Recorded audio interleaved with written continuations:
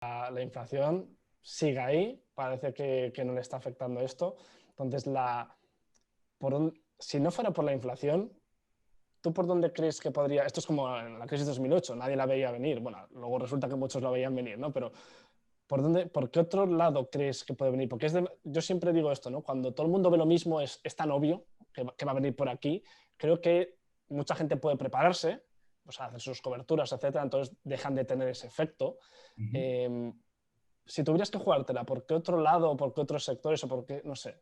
Pienso, por ejemplo, Bitcoin, por decir alguna, oye, pues esto al final desplace al resto de divisas, por decir algo. ¿Por dónde crees que podría venir Sí, que se pinche? digamos que yo veo dos desenlaces, ¿no? Este sería recuperación económica.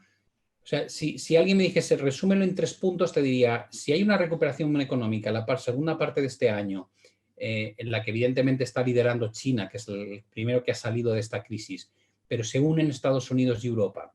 Piensa en la cantidad de demanda y de consumo reprimido que hemos tenido durante este último año y medio, gente que quería hacer cosas pero no podía hacer, con las tasas de ahorro que han subido.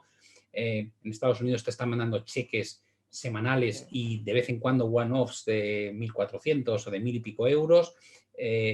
Cuando abras y dejes libertad al ciudadano, probablemente va a haber un primer instinto de voy a recuperar el tiempo perdido, ¿no? Va a haber un consumo ahí muy fuerte, aunque sea de corto plazo. Sí. A eso súmale, en Estados Unidos han desaparecido unas 130.000 empresas, que los canales de distribución no están funcionando como en el año 2019 porque hay restricciones a determinado funcionamiento por el tema del COVID, que aunque se ponga bajo control en economías desarrolladas, no va a ser tan eficiente en economías emergentes.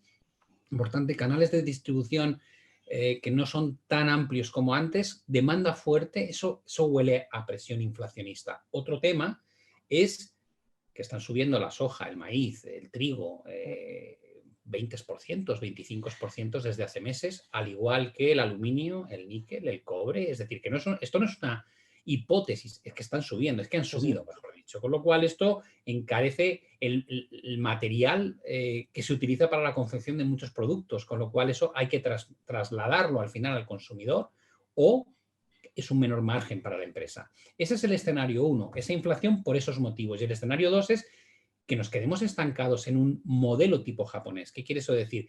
Que el crecimiento no sea tan potente, que de repente descubramos que la pandemia no termina de desaparecer y siempre estamos un poco ahí renqueantes con cierres de actividad económica, con restricciones de movilidad, lo cual nos lleva a crecer a una tasa muy baja.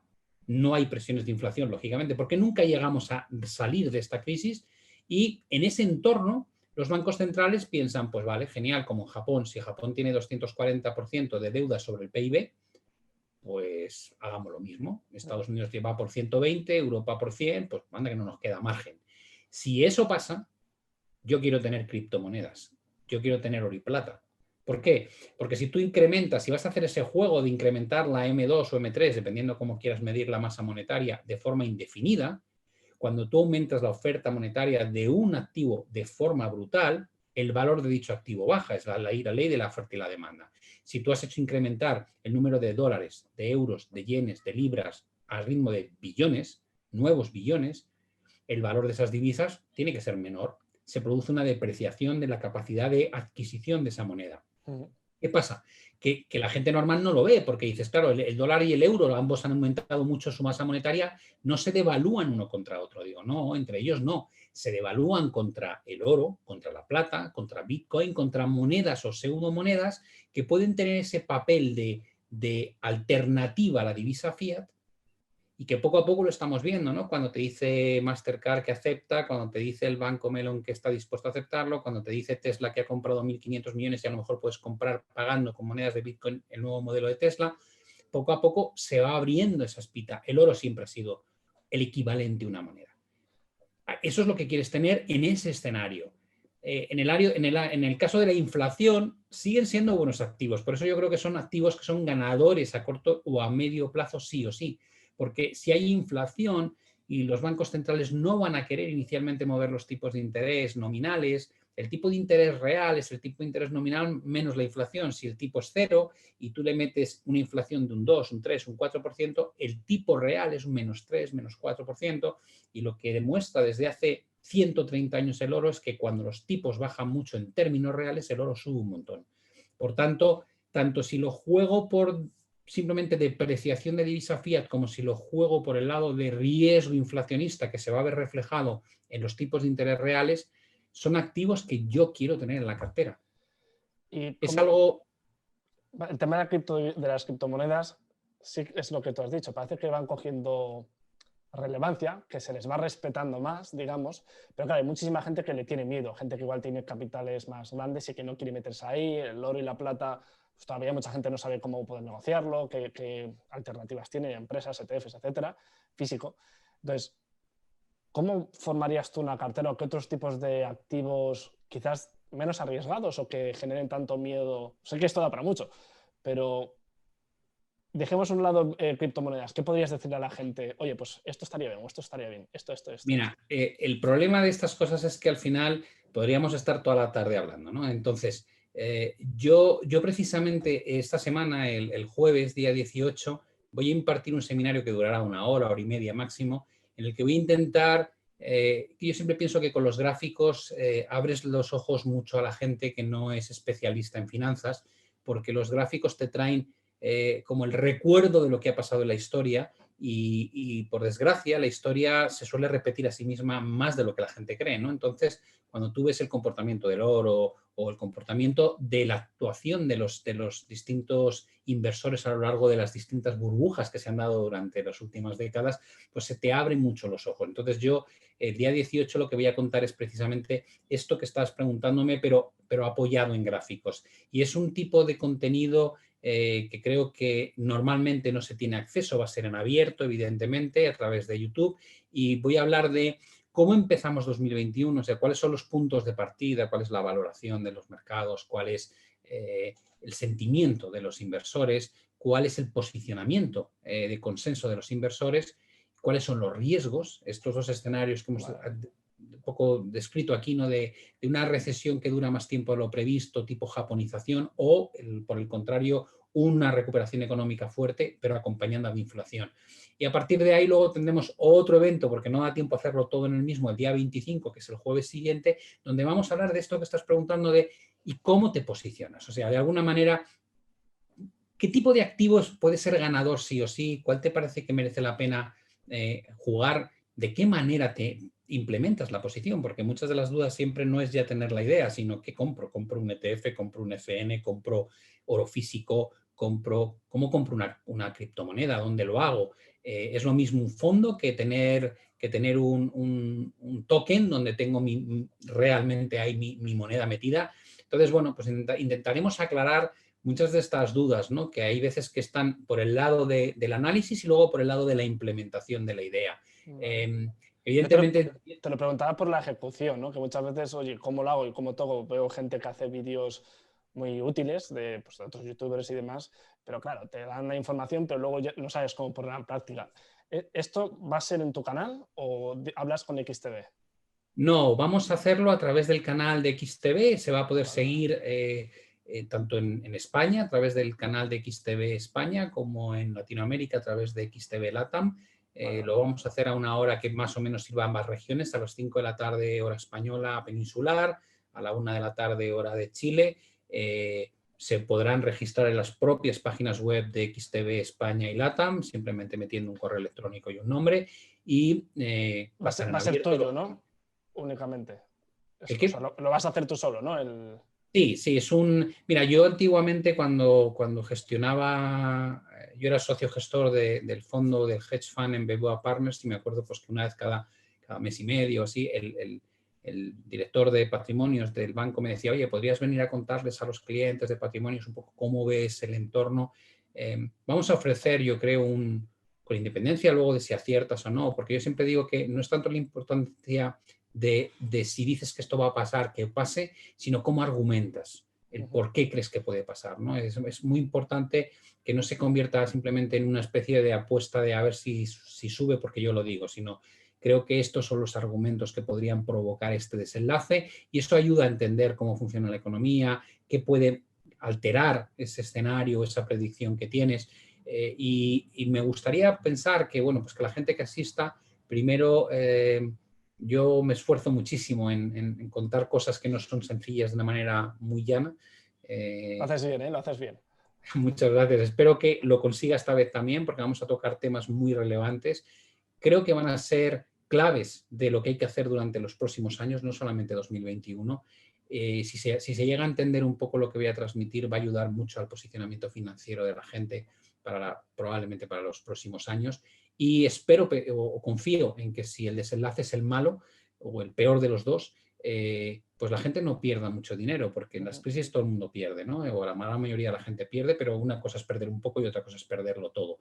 Entonces, bueno, pues me voy a esforzar mucho en contaros dónde están las oportunidades bajo mi punto de vista, y si me equivoco, bueno, pues evidentemente ese riesgo lo asumimos siempre que nos ponemos delante, ¿no? Y hacemos una predicción, pero como mínimo intentaré que se entienda el por qué argumento, qué es lo que creo que va a pasar y bueno, que sirva un poco para proteger esos patrimonios personales o esos ahorros que tiene la gente y que normalmente invierte más con el corazón que con la cabeza. Vale, pues luego si es, bueno, esto luego lo editaré y demás, si me pasas enlace y si eso se lo pongo a la gente porque creo que le puede venir bien, sobre todo por lo que te he comentado de hacerse la cartera y demás, ¿vale? Pero tengo más preguntas, Pablo. Ahora que algo que está muy, muy caliente, sobre todo aquí en España, sé que muchos nos veis desde Latinoamérica, pero están pidiendo aquí en Europa el tema de condonación de deuda, ¿no? A diferentes países. ¿Qué opinas tú de esto? ¿Por dónde crees que se puede llevar a cabo o no? Y en caso de que sí, ¿es bueno realmente? ¿Es malo? ¿Qué puede implicar? Mira, yo hacía un vídeo no hace mucho, por no decir que fue hace 2 días, que se llamaba El Gran Reset parte 1, ¿no? En mi canal, que básicamente hablaba de esto, ¿no? Hay muchos economistas, especialmente del ala izquierdista, ¿no? Que hablan de que nos condonen la deuda, que sí. En España, ¿no? Esos 300.000 millones que nos ha prestado Europa, ¿por qué no nos los condona? Y también aquí no ha pasado nada, ¿no? No ha habido nada. Es una quita, ¿no? Es como, venga, pues donde estaba este dinero, que no haya que devolverlo, porque en el fondo lo que ellos argumentan es, ¿qué más da? Si esto es un acuerdo que hemos hecho entre los gobiernos y los bancos centrales, en este caso el Banco Central Europeo, pues es un apunte contable, ¿no? Pues nada, lo quitamos y punto. Y yo creo que es una manera tan pueril de ver las cosas que yo normalmente tiendo a enfadarme, ¿no? Es como decir, vamos a ver, hombre, la deuda no es un apunte contable, ¿no? En primer lugar, cuando tú tienes una deuda, cuando tú emites un bono, como pasa con los gobiernos, que lo compra un banco central o lo compra el resto de los actores económicos, pueden ser fondos, planes de pensiones, otro gobierno, un inversor extranjero, etcétera, etcétera. Siempre existe lo que llamamos la calificación crediticia, que hace referencia a cómo de seguro eres tú como emisor de dicha deuda, ¿no? Y cuando nosotros emitimos con una calidad muy alta, precisamente porque estamos respaldados de una idea, y es que siempre pagamos. Y Grecia no tenía ese rating y lo perdió completamente cuando hizo el default. Y dices, vale, pero a Grecia se le condonó. Digo, vamos a ver, a Grecia se le condonó la deuda o se le hizo una quita parcial de lo que debía a cambio de que se comprometiese a hacer unas reformas estructurales titánicas. ¿Vale? Y esas reformas estructurales titánicas permitieron que al cabo de 7 años volviese a tasas de crecimiento, a superar el primario. Es decir, los ciudadanos pasaron un calvario, la mayoría de la ciudadanía en Grecia vivió en extrema pobreza durante unos años hasta que volvieron a ver la luz. Pero aquí lo que se pide, de una manera así que es como decía antes, totalmente infantil, es quítenme la deuda para que me pueda seguir endeudando. Es decir, simplemente tachen los 300.000 que voy a seguir pidiendo. Y dices, pero vamos a ver, eso es un impago. Y dices, no, no es un impago porque es un acuerdo entre dos. Digo, no, perdona, si tú puedes pagarlo, págalo. Y si no lo puedes pagar, es insolvencia. Y cuando tú eres insolvente, tienes un problema muy grave. Y tu problema grave es que solamente el 27% aproximadamente de la deuda que tú has emitido está en el balance del Banco Central Europeo, pero el resto lo tienen otros tomadores de tu deuda. Y si ven que no le pagas al BCE, lo primero que van a pensar es qué probabilidades hay de que este tío no me pague a mí. Y entonces de repente entras en una espiral en la que se te cierran los mercados internacionales a la hora de financiarte, que es lo que nos pasó en la crisis periférica. Si entras por esa vía y lo intentas arreglar emitiendo nuevo dinero para comprar nueva deuda por parte del Banco Central a los gobiernos que ya no tienen acceso al mercado internacional, estás replicando ni más ni menos que el modelo argentino, donde la masa monetaria no hace más que crecer para comprar la deuda argentina. ¿Dónde está el problema? Que cuando tú haces eso y pierdes la confianza internacional en que tú devuelves la deuda que has emitido, la moneda con la que lo emites no vale nada. Por eso nadie quiere el peso argentino. Por eso nadie quiere el bolívar venezolano. Es decir, si tú entras por esa vía, la probabilidad de que se produzca una depreciación brutal de tu divisa es enorme. Y cuando eso ocurre, y también tenemos el modelo argentino que lo explica muy bien, se generan presiones inflacionistas muy altas. No hablamos de que en Argentina hay inflaciones del 40%, por ejemplo. En ese momento la sociedad empieza a empobrecerse a un ritmo desmesurado. Por tanto, esta solución de condonemos la deuda que no tiene ningún coste es un auténtico absurdo y hay ejemplos reales que demuestran que no se puede hacer sin sufrir o bien lo que hizo Grecia, un ajuste brutal a nivel de estructura de tu modelo económico con las consecuencias malas para la ciudadanía y las empresas, o bien pagar el precio de que tu divisa no la quiera nadie y entonces por mucho que la emitas no valga para nada y generes finalmente una inflación desbocada que te lleve a un círculo vicioso que es en el que se encuentra ahora mismo Argentina y que no hay manera de salir de ello. Por tanto, por favor, que la gente hable de Por eso. ahí nos llevan nuestros políticos, tanto unos como otros. Bueno, esto, Efectivamente. como bien has dicho, lo suele pedir un lado concreto, pero bueno, no vamos a politizar la No, conversación. Me ha quedado claro este punto.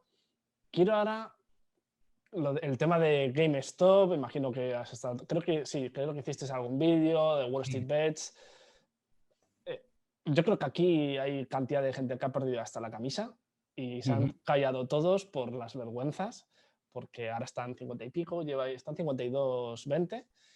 Y bueno, creo que al final no ha sido tanta victoria como hacían creer, ¿no? Todo este rollo épico del pequeño contra Wall Street. ¿Qué opinas Mira, tú? yo, yo por desgracia pienso que en los campos de batalla no suelen morir los generales, mueren los soldados rasos. Y los soldados rasos son los Wall Street Bets, ¿sabes? Y los generales son los que calientan a la gente de Wall Street Bets. Pues esa gente que se ha posicionado antes, que suelta una idea y luego busca esa entrada de dinero para que suba la idea que ya están jugando desde hace tiempo. Esto es como cuando George Soros decía, el dólar está muy caro, ¿no? Y la gente decía, es que Soros dice que hay que vender. Digo, no, Soros lleva vendido un montón de tiempo. Lo que está ahora es empujando para que caiga y pueda salirse. O sea, no os engañéis. Yo solamente sé una cosa. Si tú miras los bancos centrales, y hablamos de Greenspan, hablamos de Bernanke, hablamos de Yellen, hablamos de cualquiera de los actores que han dirigido la política monetaria en Estados Unidos durante las últimas décadas, todos ellos han acabado en un hedge fund, en un fondo de inversión. ¿Qué quiere esto decir? El máximo responsable de marcar la política monetaria, normalmente, cuando ha acabado de hacer ese trabajo, ha estado en la industria de los hedge funds. ¿Por qué? Porque es donde mejor se paga. ¿Vale? Y porque mueven billones. Y los sueldos son astronómicos. Entonces, cuando yo veo a un grupo de gente joven y que además de alguna manera se enorgullecen de decir, no, yo no tengo ni idea de lo que tenga que valer GameStop. Yo Sí, simplemente me da igual lo que valga. Y me da igual. De hecho, es que me da igual. Es que además estoy contento de no saberlo, digo, madre mía. O sea, tú vas a la guerra en primera línea, sales de la trinchera y no llevas ni arma. ¿Vale? Y tu grito es, se van a enterar los que están enfrente. Pues sinceramente, lo veo y digo, sí, claro que vais a llevaros alguno por delante, alguna pedrada le vais a poder pegar al soldado que está en la trinchera de enfrente. Digo, pero os van a arrasar. Y dices, vale, al final este tipo de revoluciones sociales, dices, nunca triunfan. Digo, sí, claro que triunfan. Si lo que ha triunfado y que la gente no se da cuenta es que todo el mundo puede acceder a operar en el mercado sin comisiones. Es una pasada. Cuando yo empecé, pagábamos un 20% por comprar, o sea, un 0,20 y un 0,20 por salir. 0,40. Y no teníamos datos, no teníamos noticias, no teníamos calendario, no teníamos nada. Ahora está todo disponible, te das de alta en una aplicación y lo tienes funcionando en menos de 24 horas. Sin coste. Casi con los mismos recursos e información que tiene un trader profesional. Claro que se ha democratizado esto y claro que ha sido una victoria. Pero eso no quiere decir que tú puedas ir al mercado y pensar que sin conocer el mercado puedes de alguna manera irrumpir allí y cambiar las reglas del juego. Es muy difícil porque los lobbies de poder que hay en esta industria llegan a unos niveles que la gente no es capaz de entender. Ya os digo que los principales presidentes de los bancos centrales están en la industria, y Yellen no está en la industria y ahora es la secretaria del Tesoro, que es la que en connivencia con Powell marcan cuánto dinero necesita el gobierno y el otro lo emite para dárselo a través de la compra de bonos. Es decir, ¿de verdad pensáis que porque haya 8,9 millones de usuarios de Wall Street Bets vais a poder cargaros la industria que lleva décadas perfeccionándose, en la que están incluidos el gobierno y probablemente los focos de dinero más grandes existentes en Estados Unidos? O sea, es un sueño bonito, pero es un sueño bastante irreal. Por tanto, yo creo que esta gente... Está bien que uno participe, pero tiene que conocer qué es lo que es. Es el soldado que corre hacia la metralleta que hay enfrente. Entonces, la probabilidad de accidente es gigantesca. Sí, al final habrá alguno que le haya pegado pelotazo, que son las historias que conoceremos después, pero realmente muchos habrán quedado por el camino, por desgracia. Aparte que todo el tema de operar con margen, apalancamiento, ¿no? Que Robinhood lo permite, pues creo que habrá dejado algunos por el camino. Que insisto, no es que yo diga, no, es que ya está Capelo, no, suele ser así, pero es que no hace falta que te suba un activo de 20 a 500. ¿No? Te puede pasar con cualquier cosa, con que suba un 10, la gente va como loco. Tenemos el tema del Bitcoin, que parece diferente, porque va aguantando precios superiores, etcétera, no es lo mismo. Pero bueno, quería ver un poco tu opinión. Bitcoin tiene una cosa buena, y es que es difícil saber cuánto debería valer. Sí.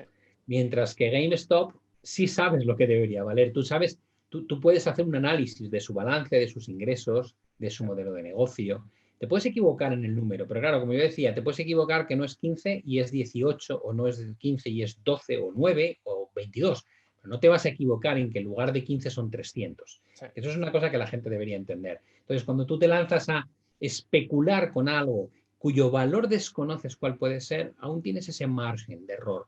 Pero cuando te pones a especular en que una cosa llega a 400 y va a llegar a 1000, como decían algunos, digo, sí, no digo que no, y si consigues que entren en Wall Street Bets en lugar de 8,9 millones, 20 millones de tíos, puedes llevarlo a 1000, pero eso no quita para que siga valiendo 10 o 15 o 20 y que cuando dejen de comprar, eso revierta su valor.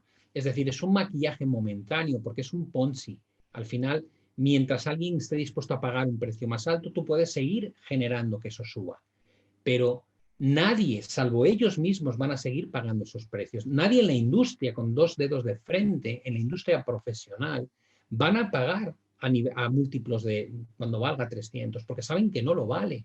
Por tanto, son ellos los que mantienen el precio ahí y tienen que liquidar la posición para generar la plusvalía. Y la van a liquidar contra el último que entra. Con lo cual es una fortuna creada, que es como un castillo en el aire, pero que solamente la puedes realizar mientras hay una demanda creciente debajo. En el momento en que desaparece esa demanda creciente, el valor colapsa y tiende a su valor fundamental, que es el que era antes de empezar todo esto.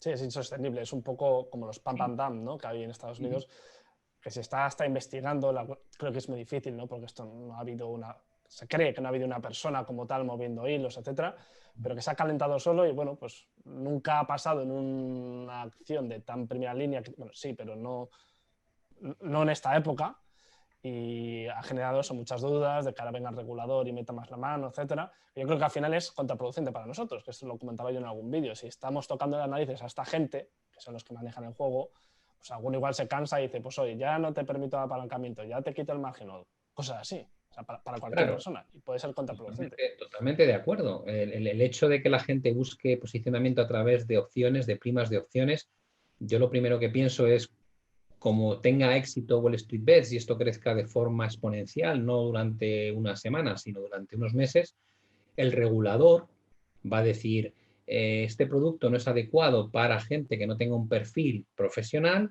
por tanto, no se permite la operativa en opciones, por ejemplo. Dices, lo pueden hacer, lo hicieron con ESMA cuando bajaron el nivel de apalancamiento en CFDs hace escasamente un año.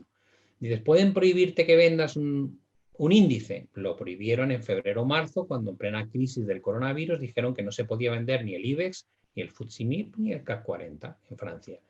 ¿Lo han hecho anteriormente? Sí, prohibieron en la crisis periférica vender el sector bancario de un día para otro. Prohibieron vender la plata cuando los hermanos Hunt montaron la que montaron en los años 80 con el squeeze. y prohibieron tener el oro después de abandonar el patrón oro. Llevan demostrando que pueden hacer lo que quieren décadas. Por tanto, a mí me pasa como a ti.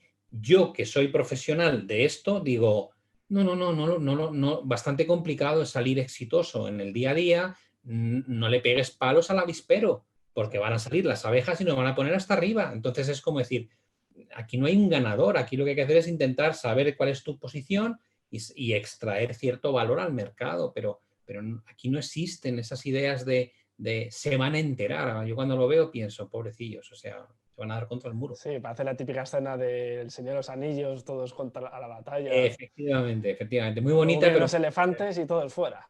efectivamente. Has mencionado el tema del Bitcoin. Está aguantando, sigue para arriba, más aceptación. ¿Crees que con el tiempo puede realmente...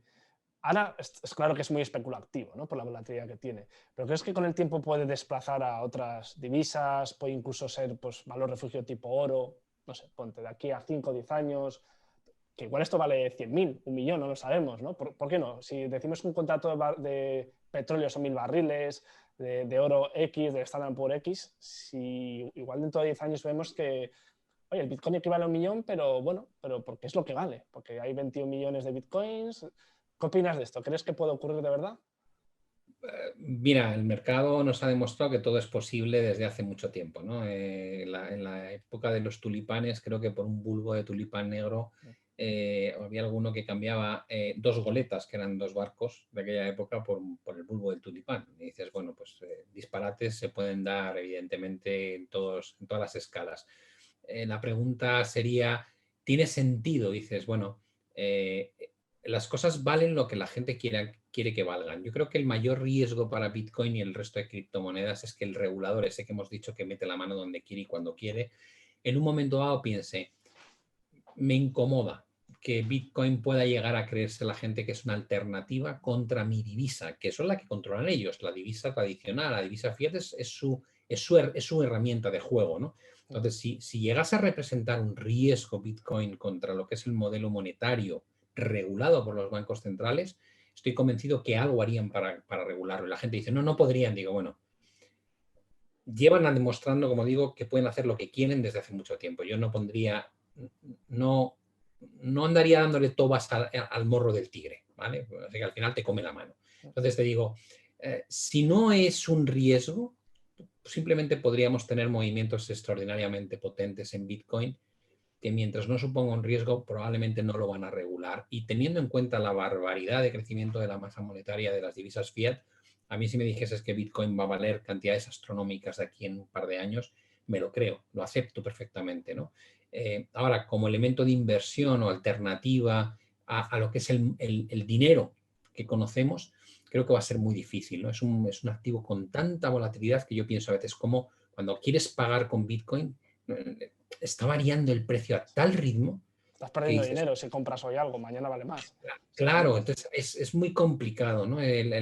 Yo tengo Bitcoin, ¿no? Yo compré hace tiempo, pero lo tengo siempre como una sensación de, no quiero hacerle trading, no quiero, o sea, es como decir, bueno, mientras los bancos centrales hayan perdido completamente la chaveta y estén generando esta masa monetaria infinita, está bien tener oro y plata y Bitcoin en proporciones pequeñas. No pretendo, yo no soy de los que pretende hacerse rico por tener esa posición en Bitcoin. Simplemente decir, bueno, pues una parte de mi patrimonio lo quiero aquí, porque me va a ayudar a cubrir parte de los riesgos que he dicho que pueden existir, ¿no? Y de los que vamos a hablar estos días, del 18 y el 25. Entonces, simplemente digo, bueno, es una cosa más a tener. Se puede tener un portfolio muy diversificado, pues creo que es algo interesante que hay que tener. Aunque sea una proporción muy pequeñita. La verdad es que claro, empieza siendo una proporción pequeñita y de repente, claro, pues si tú empiezas a comprar a 10.000 y está ya cerca de los 50.000, pues la cosa que era pequeñita ya vale 5 veces más. ¿Qué pasa? Que si esto algún día llega a 500.000, descubres que, claro, una variación de un 10% ese día son 50.000 y 50.000 son 10% para el que compra 500.000, pero para ti, si vienes posicionado desde 10.000, pues ese movimiento de 50.000 es un 500% en un día. Entonces, claro, hay un efecto compounding que hay que tener en la cabeza porque es muy interesante, ¿no? Entonces, por eso te digo que yo no lo quiero con la idea de de ganarle un poco, sino decir yo esto lo pongo aquí, igual no vale nada dentro de 5 años, igual te llevas una sorpresa. Sí, es algo que puedes permitirte. Si va mal, pues no pasa nada. Y si va bien, pues oye, mira Stop es un que 100%, hice ¿no? bien en poner esto ahí, ¿no? Efectivamente. Para terminar, para que no se nos haga muy largo, 2 preguntas breves. Una porque has dicho algo antes, creo que las has mencionado. La primera, Estados Unidos está dando dinero literal a la gente. Está metiendo en su cuenta, ¿no? ¿Crees que podría llegar a darse el caso que el Banco Central Europeo hiciera lo mismo aquí en Europa cuando todo esto deje de funcionar? Bueno, sí, cuando el tema de meter dinero, compras de deuda, etcétera, no les queden más herramientas. ¿Podrían llegar a ese punto? Bueno, yo creo que una de las cosas que hemos descubierto desde hace muchos años en Europa es que no tiene nada que ver gestionar un país que gestionar una región, ¿no? Es decir, Estados Unidos al fin y al cabo, vale, sí, está formado por estados, pero no dejan de ser. Yo he vivido en Estados Unidos un año, ¿no? Y dices, ¿tú qué eres? Te dice americano. Ni siquiera dicen estadounidense, dicen americano, que yo me hace gracia porque digo americano, bueno, americano eres tú y un canadiense y un mexicano y un chileno y un argentino, porque estáis todos en el continente, pero no, ellos hacen ya dueños de América, ¿no? Eso yo soy americano. Hasta ese punto tienen el concepto de, nunca te contestan yo soy californiano o soy tejano. En Europa, normalmente, bueno, en España te dirían yo soy andaluz, yo soy catalán, ni siquiera dicen soy español a lo mejor, ¿no? Pero lo que quiero decir con esto es que aquí somos España, Italia, Portugal, Alemania, Francia, y cada uno tiene una realidad económica, tiene una realidad de un nivel económico distinto y unos ingresos distintos.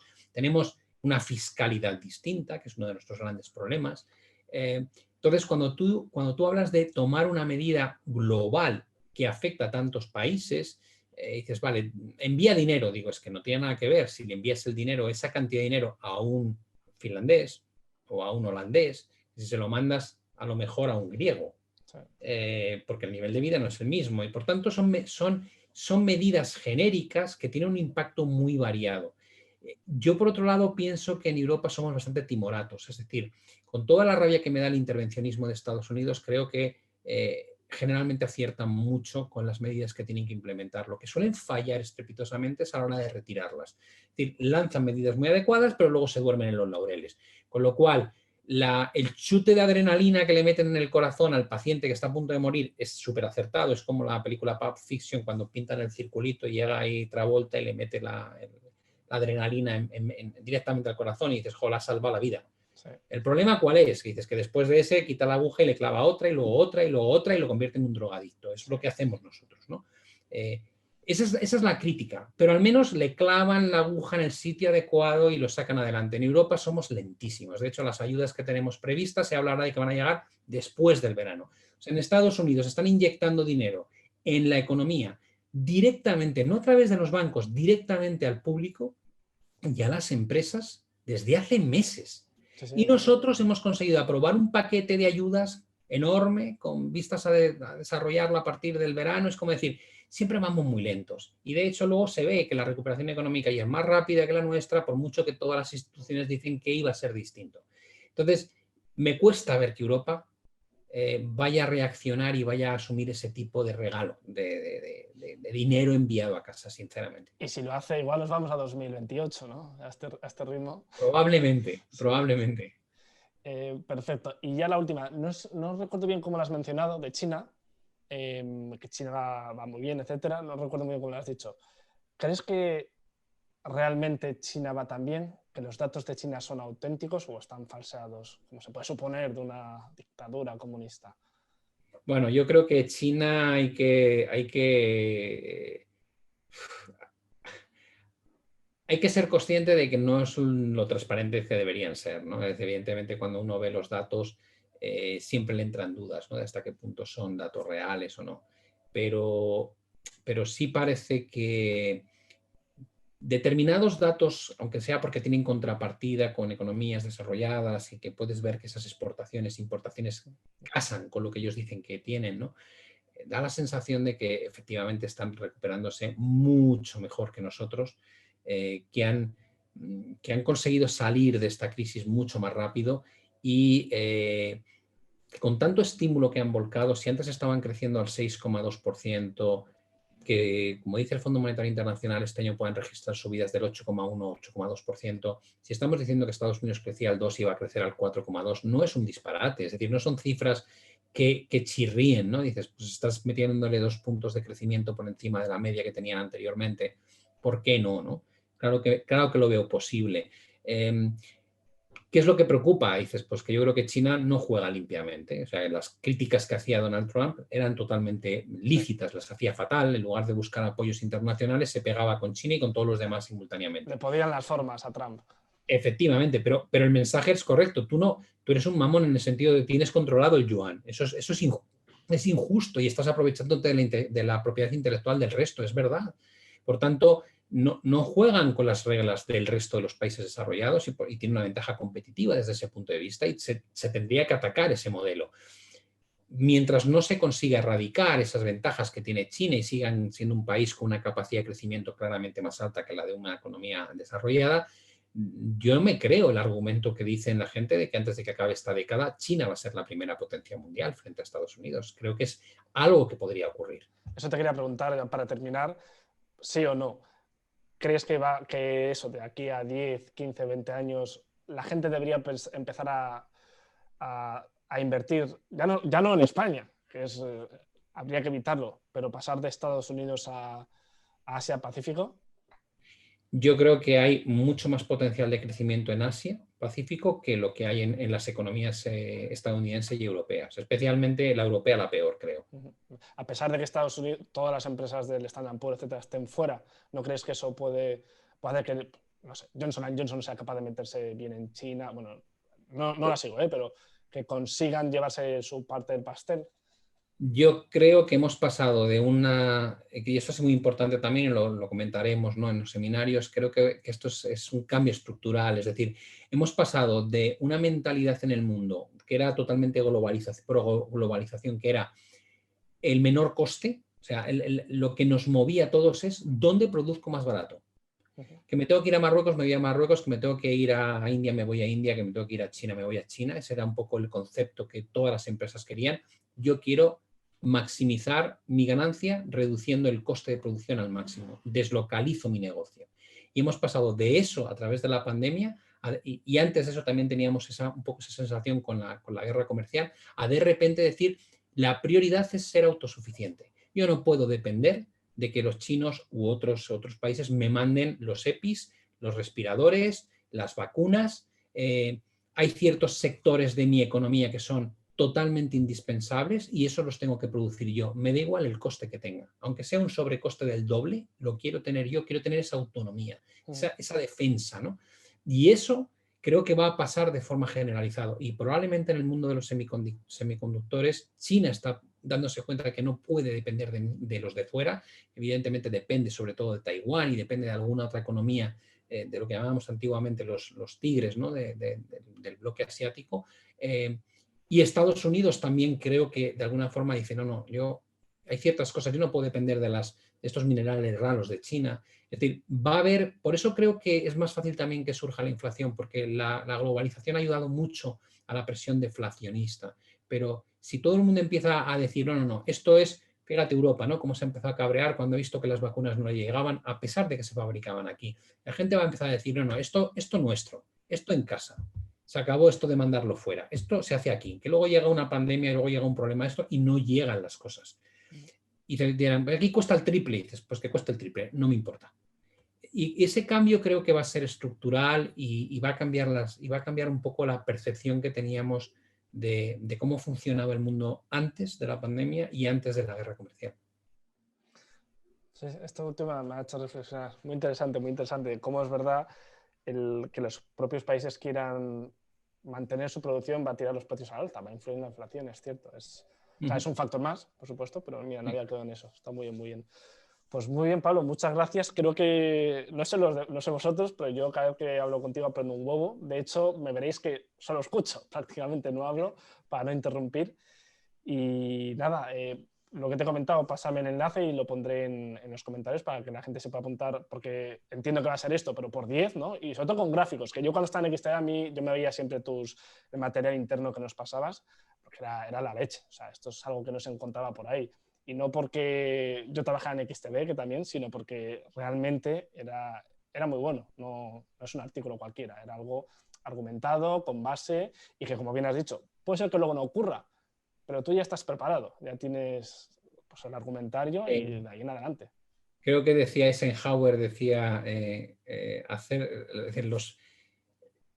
hacer planes no vale de nada porque nunca se cumplen, pero planificarlo lo es todo, ¿no? Es como que creo que es un buen resumen, ¿no? Es decir, o sea, independientemente de que no se vaya a cumplir lo que tú crees, el proceso de analizar escenarios, eso vale todo, ¿no? Lo hablaba en la guerra. Yo creo que los mercados es igual, te obliga a contemplar posibles desenlaces, ¿no? Y a saber cómo te vas a querer mover en función de uno u otro. No sabes nunca lo que va a ocurrir, pero es muy bonito cuando ya planteas qué alternativas se pueden presentar durante los próximos meses, incluso los próximos años. Y la historia siempre ayuda, ¿no? Yo siempre digo que para mucha gente cree que lo que está viendo es la primera vez que ha ocurrido. Y cuando tú tienes interés por la historia financiera, descubres que muchas de las cosas que crees que son nuevas pasaban en 1730 en los mercados de futuros del arroz entre Okinawa y no sé qué otra, Osaka creo que era el otro, ¿no? Y dices, ¿qué me estás diciendo? Hace 400 años, dices, sí, hace 400 años había estos squeezes y había estas historias. Ahora vemos mucho el valor absoluto, pero en términos porcentuales sí que es verdad que ha ocurrido, más o menos. No es que estemos en desviaciones muy grandes con respecto a ejemplos pasados, y es verdad, no es que ha caído 1000 puntos el S&P. Bueno, pero esto es un 20%, esto es un 30%, ahora mismo. Esto ya ha ocurrido muchas veces, no hay que volverse locos, ¿no? Y la gente no se centra tanto en eso. Muy bien, Pablo, pues muchas gracias. Yo espero que os guste la entrevista. No sé si quieres decir algo, Pablo. No, emplazarles a que vengan, ya os digo, es gratuito. Pocas veces yo creo que se os va a ofrecer información de calidad, o al menos yo voy a hacer todo lo posible para que os encante. Es un repaso por la historia y sobre todo con una utilidad muy clara de cara a lo que se nos viene encima. No dudéis que esto habrá un momento en que acabe, pero todo en la vida acaba, todos los ciclos se llaman ciclos porque duran lo que duran, y es muy interesante tener claro cómo de excedido está este ciclo para entender cómo de profundo será el ajuste cuando finalmente nos toque hacerlo, ¿no? Entonces, son 2 seminarios de 1 hora, hora y cuarto, es algo bastante digerible, no es el típico rollo de 4 horas seguidas, y como digo, pues estará plagado de ejemplos y de gráficos que creo que hará que sea pues muy entretenido y sobre todo, bueno, pues difundir un poco la cultura financiera que en este país pues creo que es completamente necesario que la gente que tanto se aproxima a los mercados por cuenta propia pues conozca las probabilidades de éxito y también los riesgos que asume cuando se posiciona en el mercado. Igual hasta me veo yo el evento. Ojalá. Bueno, y suscribiros a su canal. Os voy a poner también que esto Pablo lo ha dicho, pero también tiene su propio canal. Os voy a poner el enlace para suscribiros. Y nada, gracias por todo, Pablo. Un placer, como siempre, Capelo.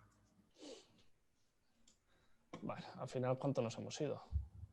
Pues un huevo, supongo, ¿no? Sí, 50. Bueno, 50, 40 y pico. Bueno, como hemos mencionado, esto ya lo paro. Eso al principio. Esto lo paro. ¿Dónde es?